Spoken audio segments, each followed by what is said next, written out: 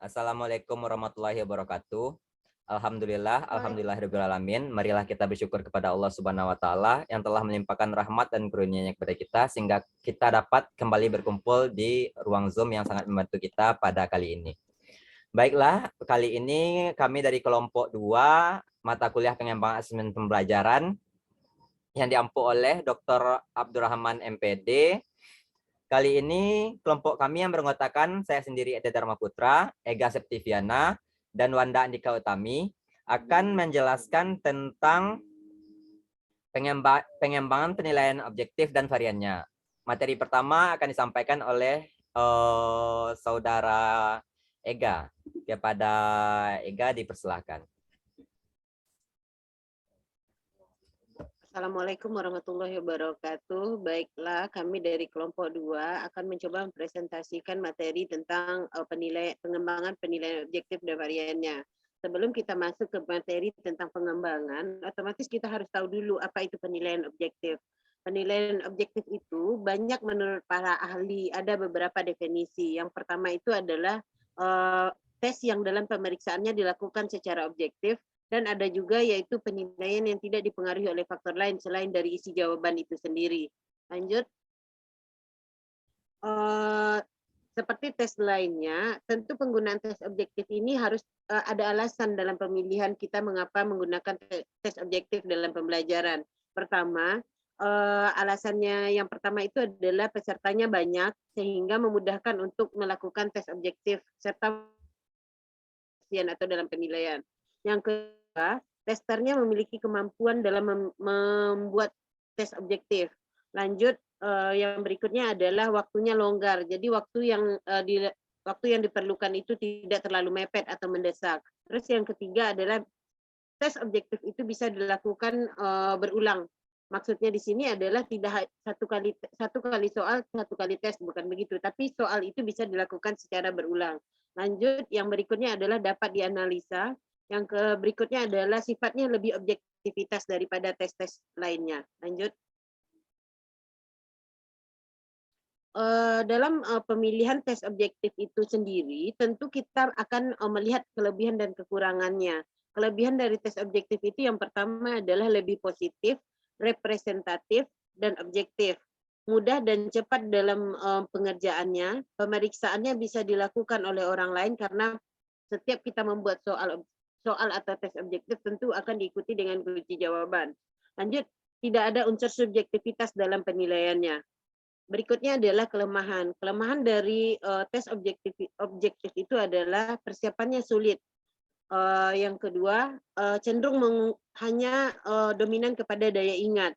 Lanjut, berikutnya adalah dalam pengerjaannya itu bisa bersifat untung-untungan. Untung-untungannya di sini maksudnya gini, misalnya kita satu soal kita sulit dalam menjawabnya, bisa kita misalnya sistem kocok, berarti mana yang keluar itu yang dijadikan jawaban. Lanjut, yang berikutnya adalah kerjasama lebih terbuka. Maksudnya apa? Karena jawabannya berupa pilihan A, B, C, D atau apa, jadi untuk bekerja sama dengan peserta didik atau anggota lainnya itu lebih mudah. Lanjut. Jenis-jenis tes objektif. Yang pertama adalah comprehension test atau melengkapi.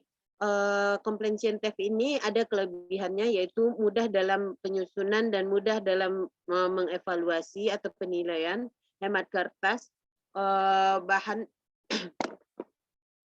atau materinya beragam, dan bisa digunakan untuk mengukur kompetensi. Demikian paparan materi dari saya. Selanjutnya saya kembalikan kepada moderator. Terima kasih Saudara Ega. Untuk materi selanjutnya akan disampaikan oleh Wanda Andika Utami. Kepada Wanda dipersilakan. Terima kasih atas kesempatannya moderator. Baiklah, saya akan melanjutkan presentasi mengenai kelemahan dari completion test. Jadi di sini ada 3 kelemahan dari completion test. Yang pertama yaitu bersifat hafalan. Hafalan di sini maksudnya karena dia hanya mengungkapkan daya ingat atau hafalan saja. Yang kedua, butir test kurang relevan. Maksudnya itu dapat terjadi bahwa butir-butir soal itu kurang relevan dengan topik yang disajikan. Yang ketiga, pembuatannya mudah. Karena pembuatannya mudah, maka tester kurang hati-hati dalam membuat dan menyajikan soal-soal tersebut. Lanjut moderator. Selanjutnya yaitu tes multiple choice, yaitu tes pilihan berganda. Tes pilihan ganda maksudnya tes disediakan lebih dari kemungkinan jawaban dan hanya satu dari pilihan-pilihan tersebut yang benar atau yang paling benar. Pada tes multiple choice atau pilihan berganda ini ada dua hal yang penting, yaitu ada STEM dan option. STEM di sini maksudnya yaitu STEM itu maksudnya berupa keterangan atau pernyataan-pernyataan, dan option itu berupa jawaban, pilihan jawaban atau alternatif dari jawaban. Lanjut moderator. Selanjutnya yaitu kelebihan dan kekurangan dari tes objektif pilihan berganda. Yang pertama yaitu kelebihan. Kelebihannya yang pertama fleksibel dan efektif. Yang kedua mencakup seluruh bahan pelajaran karena sifatnya lebih luas. Dan yang ketiga yaitu tepat untuk pengukuran penguraian informasi. Yang keempat, dapat digunakan untuk mengukur kemampuan siswa dalam hal membuat penafsiran dan sebagainya. Nah, selanjutnya yaitu mudah dalam koreksi dan penilaian. Lanjut, karena dia bersifat objektif, dapat dipakai secara berulang-ulang. Lalu kelemahannya yaitu yang pertama, karena ini berupa tes pilihan berganda, jadi memerlukan waktu yang cukup lama. Yang kedua, tidak dapat digunakan alat ukur kecakapan karena dia hanya dapat mengukur kemampuan siswa. Lanjut moderator. Selanjutnya itu tes matching atau menjodohkan. Tes matching ini dikenal dengan istilah tes menjodohkan, tes mencari pandangan, tes menyesuaikan, dan tes mencocokkan.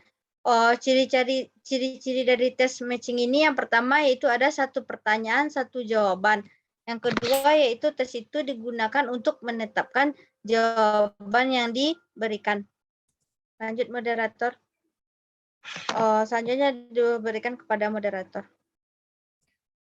Terima kasih Saudara Wanda. Untuk materi selanjutnya akan saya sampaikan sendiri, yaitu kelebihan dari tes menjodohkan atau matching. Kelebihan tes menjodohkan yaitu yang pertama, pembuatannya mudah. Yang kedua, dapat dinilai dengan mudah dan cepat dan juga objektif. Dan yang ketiga, faktor merubah praktis dapat dihilangkan apabila tes jenis ini dibuat dengan baik. Yang keempat yaitu tes ini sangat berguna untuk menilai berbagai hal. Selanjutnya, kekurangan atau kelemahan dari tes menjodohkan atau matching ini. Yang pertama itu matching test cenderung lebih banyak mengungkap aspek hafalan atau hanya daya ingat. Yang kedua, karena mudah disusun, maka tes jenis ini kurang baik atau acap kali dijadikan pelarian bagi pengajaran, yaitu kalau pengajar tidak sempat lagi untuk membuat tes bentuk lain. Yang ketiga, yaitu karena jawabannya pendek, maka tes ini kurang baik untuk mengevaluasi pengertian dan kemampuan membuat tafsiran. Selanjutnya, jenis tes objektif yaitu tes benar salah atau true false. Tes bentuk true false adalah salah satu bentuk tes di mana ada yang benar dan ada yang salah. Soal-soal berupa pernyataan. Pernyataan tersebut ada yang benar dan juga ada yang salah. Ada beberapa petunjuk yang perlu diperhatikan dalam menyusun item-item benar salah sebagai yaitu yang pertama, janganlah mempergunakan statement yang double. Tiap true false hendaknya mengemukakan satu konsep. Mempergunakan dua konsep dalam satu statement dapat membingungkan peserta didik. Yang kedua, kalimat jangan terlalu panjang yang dapat membingungkan peserta didik nantinya. Yang ketiga, jangan menyalin bahasa buku. Penggunaan statement-statement yang langsung diambil dari buku mengandung kecenderungan bahwa peserta didik akan menghafal secara verbalis. Dan yang terakhir yaitu hindari penggunaan negatif rangkap atau double negatif. Kelebihan dari tes benar salah ini, yang pertama yaitu pembuatannya mudah, dapat digunakan berulang kali. Yang kedua, dapat mencakup bahan pelajaran yang luas. Yang ketiga, hemat kertas sehingga menjadikannya lebih efisien. Dan yang keempat, cara mengerjakannya mudah. Kekurangan atau kelemahan dari tes benar salah ini ada 3. Yang pertama yaitu